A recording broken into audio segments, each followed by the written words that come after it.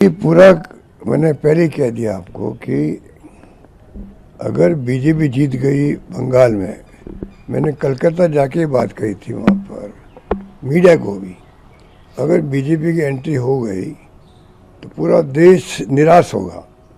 ये मैंने सोच समझ के कहा था, क्योंकि बीजेपी की एंट्री जो बंगाल में अलग सांस्कृतिक पृष्ठभूमि है उनका त्याग, उनका बलिदान अलग ढंग का, सुभाष चंद्र बोस लगा के रविंद्रनाथ टैगोर तक के अलग अलग वहाँ पे औरा बने हुए हैं। उस राज्य में अगर बीजेपी घुसती है, और जो देखा आपने किस रूप में घुसी है, घुसी नहीं है, इलेक्शन कमीशन ने घुसाई है जबरदस्त। 2.5 लाख लोग लगा दिए वहाँ पर। अरे मैंने सुना 3 लाख लोग तो पूरे देश में लगते हैं चुनाव होते तब, और एक राज्य में 2.5 लाख लोग ठूस दिए। यूपी के आईपीएस ऑफिसर गए, हम देखा गलियों मोहल्लों में जाके धमका रहे हैं लोगों को। उनका काम ही नहीं आईपीएस का, वो खाली ऑब्जर्व करते हैं वहाँ पर, चाहे वो आईएएस हो चाहे आईपीएस हो।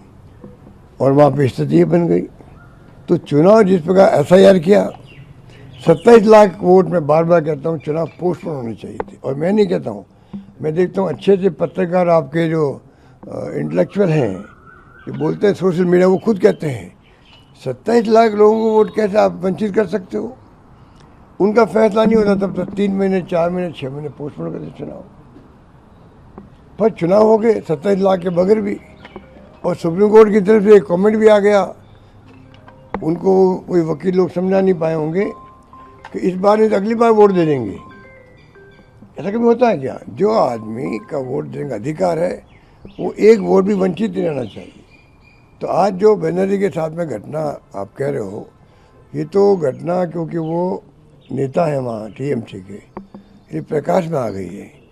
वहाँ जब से चुनाव टीएमसी हारी है, तब से वहाँ गुंडागिर्दी, जो ये अपना आपको आरएसएस बीजेपी कहते हैं, हम तो चाल चरित्र चेहरे वाले लोग हैं, ये पूरी तरह एक्सपोज है। वहाँ पर गली गली में गुंडागिर्दी हो रही है, उनके ऑफिसर्स में हमले हो रहे हैं, ऑफिसर खाली करवाए जा रहे हैं।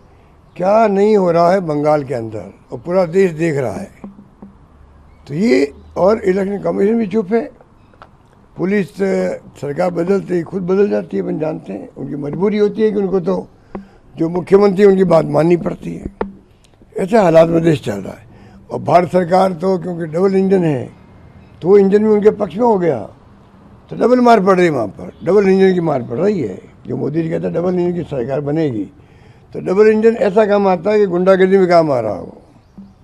तो बहुत ही ऐसे हालात हैं। पूरे देश को, युवा पीढ़ी को समझना चाहिए कि देश की दिशा में जा रहा है, क्या विचारधारा होनी चाहिए। संविधान बाबा साहब अम्बेडकर ने कहा, महात्मा गांधी ने कहा कि उस भावना के आधार पर देश चल रहा है क्या, ये तमाम बातें जो है हमारे जहन में होनी चाहिए। और अगर युवा पीढ़ी भी आगे नहीं आएगी तो फिर कौन आएगा। उनको विचारधारा की राजनीति में उतरना चाहिए। जो छात्र है या युवा है, उनको राजनीति में प्रवेश करने का वक्त आ गया है। ये ऐसे हालात है देश के अंदर।